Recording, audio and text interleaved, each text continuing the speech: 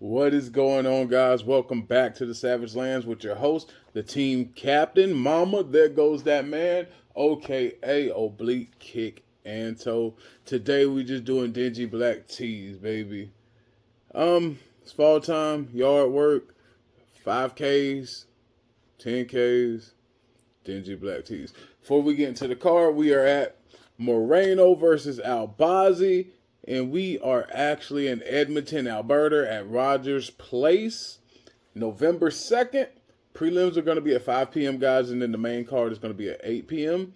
So before we get into that, we're just going to take this part right here. You know what it is. Out to the sponsors, mvstreams.com for all your viewing needs, whether it be boxing, MMA, basketball, football, poker.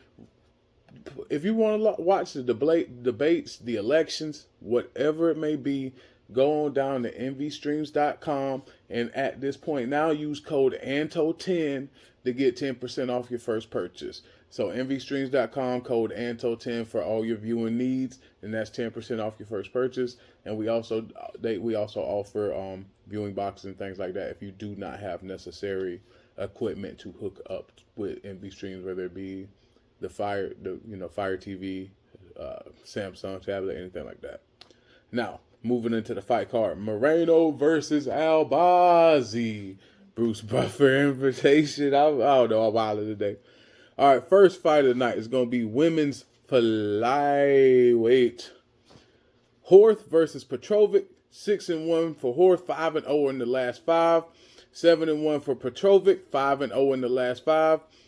From what I've seen, I've got Petrovic. It should be a pretty good matchup from all aspects of MMA, from the striking to the wrestling to the grappling to, just controlling all around gas tanks. But I do think Petrovic's going to edge it out with her dirty boxing and the clinch and stuff like that. So I don't know a lot about both of these fighters, just what I could find about from their fights on different promotions on YouTube and stuff like that. The second thing we're going to do is move right into the bantamweight division with Hilliger and Cody Gibson. Hilliger's 13-7, 4-1 in the last 5. Gibson's 21-10, 3-2 in the last 5. I'm leaning more toward the more polished Cody Gibson with the 21-10, more experience. Maybe not a tougher schedule per se, but definitely the in-octagon experience. 4-1 still pretty good in the last 5. 3-2 is pretty good. But I'm going to edge out for big lights, big show, strength of schedule. I'm going to give it to Cody Gibson in a 3-round decision, which is going to move us to my personal favorite fight of the day, sleeper fight of the day, the bantamweight decision. 10-2 Sydney versus 10-4 Garrett Armfield. Pretty evenly matched. Garrett's just got a lot of heart. Garrett's a dog. Garrett's gonna give you guys a show. I can't say enough good things about Garrett Armfield. I believe he's here to stay. He's gonna be, remember that name. But I have Armfield taking this war by decision. Then we're gonna move into the heavyweight division with one of my favorite heavyweights, wrestling heavy, Alexander Romanov, 17-3, 3-2 in the last 5 versus Nascimento, 3-2 in his last 5. Honestly, if Nascimento doesn't knock him out, I have Romanov taking this with heavy wrestling, just gassing him out, grinding him just up against, and maybe ground and pound, possibly a sub. But I do have this, even though it's big belly boys, I have this one going to a very strategic Romanov decision. His position over submission, ground and pound, keep him pressed against the fence, suplex him, the cosmic suplex that Romanov likes to deliver. We're in that era, people. We're in that era, so look out for Romanov to do what Romanov does. Next, we're going to move into I think that's featherweight division. Jack Shore, 4-1, 17-2 overall in the career versus Youssef Zalal, 15-5, 2-3 in his last 5. This is a guy that went, I'm really high on the Zalal, man. He one of the few people who didn't get knocked out by Ilya Taporia on that. Oh my goodness. Can we just take a moment right here to just Ilya Taporia, the first man to crack he erased my dog, bro. He erased Max. Back to Yusuf Zalal. 3 rounds with Ilya Taporia, nice strength and schedule. Another decision. I have Zalal inching out this decision against Jack Shore. Sorry, not sorry. Then we're going to move back to bantamweight. We have Charles Jourdain versus Victor Henry. 15-8 for Air Jordan. 3-2 in his last 5. 3-2 in the last 5 for Victor Henry. 23-6 for Henry. A lot of experience on that side. Sheesh. Last weekend we had Victor Hugo. Now we got Victor Henry. Battle of the victors. But I have Air Jordan getting this done in the decision. I don't know. I like Air Jordan. I wanted to say a sub, but I feel like Henry's going to be safe enough not to. So Jordan's going to take the decision there, which is going to lead us into the women's flyweight division. Ariane Lipski, 17-9, 2-3 in the last 5, versus Jasmine Jasdavicius, 9-3, 4-1 in her last 5. This also I see as a decision. Good striking, good wrestling, good octagon control, great gas tanks. It's all going to come down to game planning in this one. And the team that Jasdavicius has behind her and who helps train her and everything, I honestly believe that they're going to be up to the task and that Jasdavicius is going to get this done in a decision. I know I'm calling a lot of decisions for this card, but there's not a lot of firepower here. There's people that could put you out, don't get me wrong, but it's not what they're known for. There's firepower here, but there's not a whole bunch of go-to-sleep artists on this card, if that makes sense. So that moves us back into the men's bantam. We have Zahabi.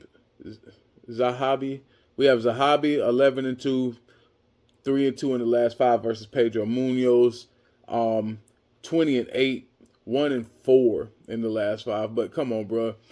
4 of those names for the 1-4 are Frankie Edgar, Dominic Cruz, Jose Aldo, Aljamain Sterling.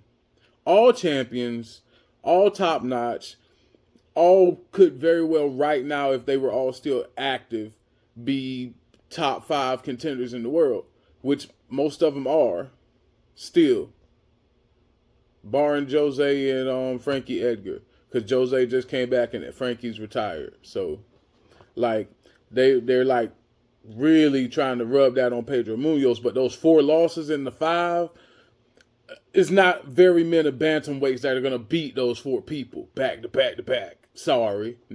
So I had Pedro Munoz winning this one by decision, but with all of this going on, everything, the Sean O'Malley's, and he's going to knock Zahabi out. Old Pedro Munoz is going to show through, and he's going to knock him out. Or he's going to get knocked out, and it was going to be a goodbye fight. But this only go 2 ways. It's going to either be a terrific nightmare or a beautiful car crash. There's no in between. No in between. Terrific nightmare, beautiful car crash for Pedro Munoz here. But I believe he's going to pull it off with a magnificent KO or TKO, which right there is going to move us into the main card. The main card, baby. Man, I just like to take this moment to say hello to Shar. That's Halia K's favorite thing on the planet. Hi, Shar. Shar got a moment in the video. Jeez. I'm wilding. Main card, we're gonna move it in. Mike Malott, welterweight division, 10-2, 5-0 in the last 5, versus Trevin Giles, 16-5, 3-2. Now, smart money, you take Mike Malott by decision because Trevin Giles carries big power early. He comes forward. He does everything right. I've never been a smart man. I've never been a smart man. So I went Giles by KO round 1 because he needs this, bro. He needs this. He's 3-2 in the last 5, but he needs a big one. I got Trevin Giles on this one, which is going to move me up to my middleweight division. Burial, however you say it. 16-8, 3-2 in the last 5 versus Stoltzfus, 15-6, 1-4 in his last 5. Barreled by KO. Middleweights carry big power. Barreled by KO. Which is the light heavyweight. Machado, 8-3, 5-0 in the last 5 versus Ribeiro, 15-5, 3-0 in the last 5. Well, 3-0 last, you know what I mean? So I'm going to go with Machado by KO. I like a light heavyweight striking battle, so don't know a lot about either one of them. I'm hoping I can find out more going forward, but that's what I got for you on that, which moves me into the heavyweights, big belly boy. I'm actually losing my big belly. It used to be here. Now it's Poet. Nah, let me stop, bro. I'm still full of biscuits and gravy. That's going to move us into big belly boys.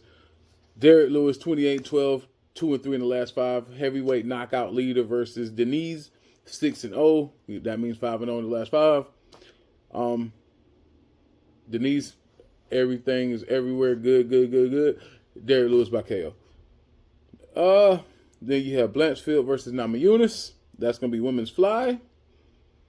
Aaron Blanchfield is 12-2, 5-0 in her last 5. Namajunas is 3-2 in her last 5. I forget Namajunas' record because she did just come to this weight division. So I don't. Their records count, but when you're, you know what I mean. So the people that she fought are not the people from this division. So her strength of schedule here really doesn't matter. Now, does it? So, but with all that being said, championship caliber, and Rose has been doing really good here, and the weight looks good for her. I have Namajunas by sub round 2. Which brings me to the main event of the evening. Brandon, the Assassin Baby, Moreno versus Albazi. 21-7, 3-2 for Moreno. Like 16-1 for Albazi.